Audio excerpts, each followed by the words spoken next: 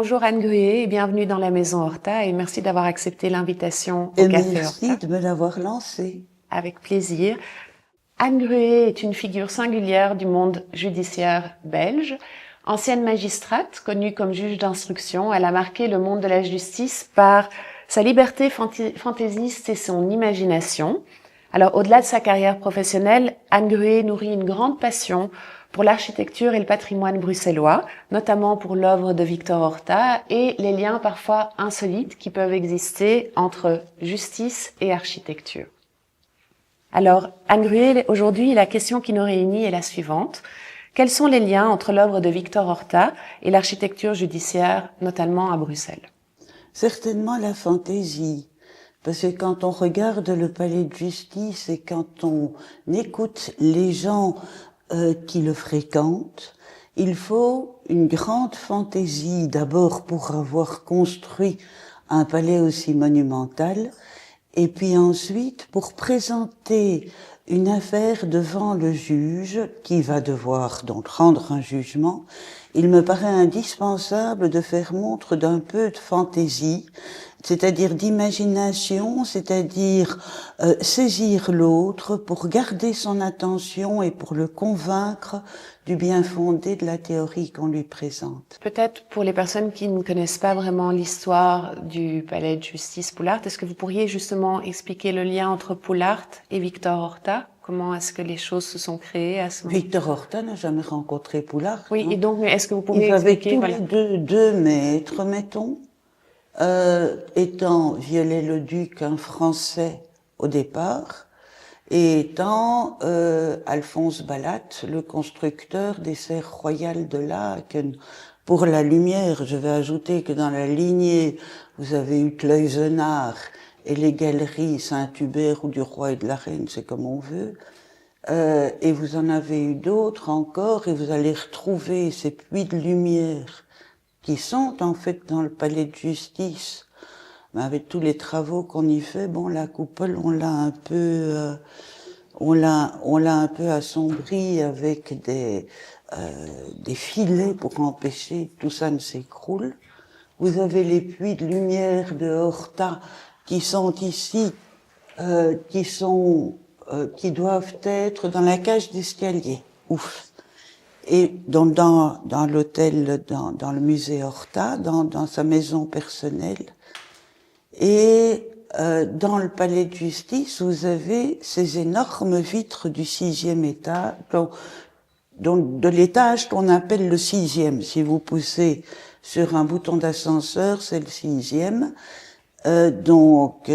Et là, vous avez cette lumière qui tombe. Différence entre Poulart et Horta, quand même, c'est que Horta a conçu ces maisons, à mon sens, à une époque où il a prévu le confort moderne, tandis que Poulart pas. L'ascenseur existait au moment où Poulart a construit le palais de justice. L'ascenseur existait depuis les années 1850 aux États-Unis. Il le savait, Poulart ne pouvait pas l'ignorer. Un vrai ascenseur, un monte-personne.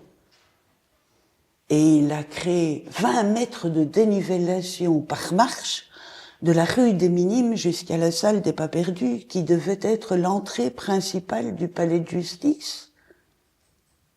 Il y a quelque chose, il commence la construction, on est alors en 1863, je crois, ou quelque chose comme ça. C'est-à-dire à un temps où il ne peut pas ignorer, ça a duré 20 ans, d'accord. Il est mort il a dû mourir 2 ans avant l'inauguration de 1883. Mais il aurait pu y penser. Quand on construit une œuvre aussi gigantesque, qui est la justice, qui est le symbole d'un pays, et qui doit être pour la postérité, et pérenne, pour la pérennité, parce que j'aime pas le mot pérenne, pour la pérennité, pour la postérité, on songe à cette postérité en se disant on va construire quelque chose dans lequel nos enfants pourront vivre et travailler. Horta, à mon sens, l'a fait Pourquoi? Parce que quand vous voyez l'hôtel Max Allais est habité privativement. L'hôtel Solvay-Vitamer a été habité privativement jusqu'il y a 15 ans, je crois, par les grands-parents. L'hôtel Tassel est habité pour le moment par une firme, malheureusement. Mais enfin bon, il est occupé encore. Faut dire, c'est un bâtiment prestigieux. Et là, c'est évidemment la maison Autric, dont l'hôtel de la rue Le Beau, l'hôtel de son ami avocat dont j'ai oublié le nom, et l'hôtel de la rue de Washington, aussi pour un avocat, sont encore occupés. L'hôtel Wissinger dans la rue Hôtel des Monnaies, j'ai vu qu'il était à vendre par appartement. Donc, avis aux amateurs, si vous voulez habiter dans une maison qu'Horta a lui-même divisée en appartements, rue Hôtel de... Je fais pas de publicité, mais je peux vous jurer que si j'avais de l'argent à investir, je le ferais tout de suite. Est-ce que vous pouvez un petit peu nous parler de l'hôtel Tassel également par rapport à ce lien entre monde de la justice et architecture? Bon, donc le lien entre l'architecture et le monde de la justice, il n'y a rien à faire pour moi, c'est l'équerre. L'équerre de Saint-Thomas. Ça, c'est une chose.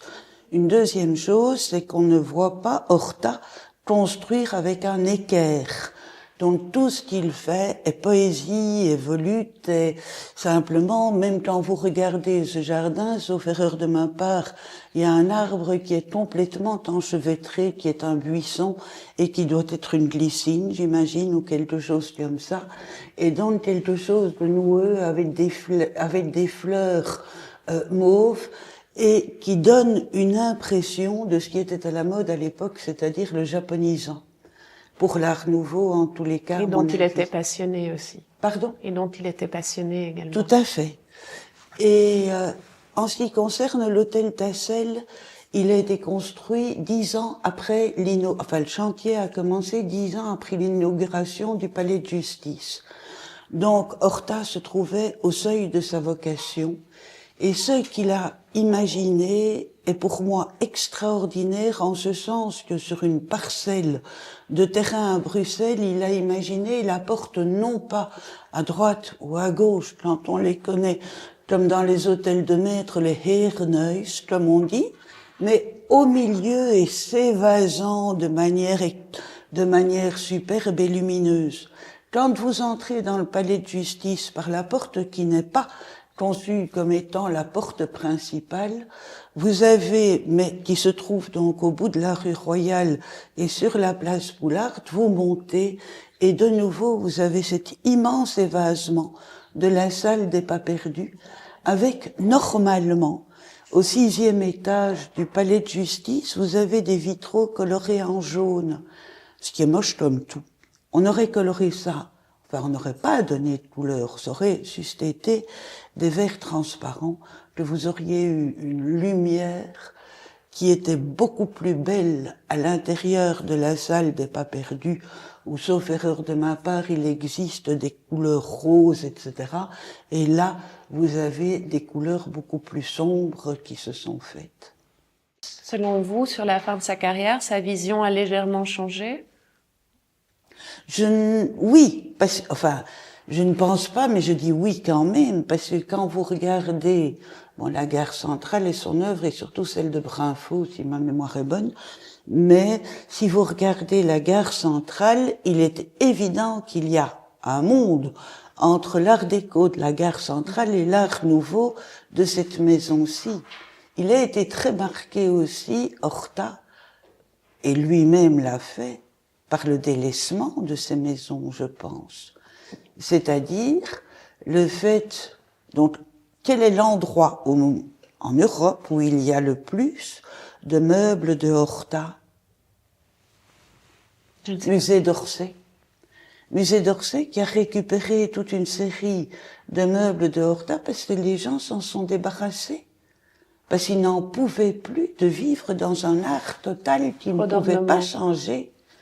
Et quand Horta passait dans une de ces maisons et qu'il y voyait un objet insolite, il avait une canne, c'est pas compliqué. Mon Dieu, pardon, excusez-moi. C'est ça, Horta, il paraît.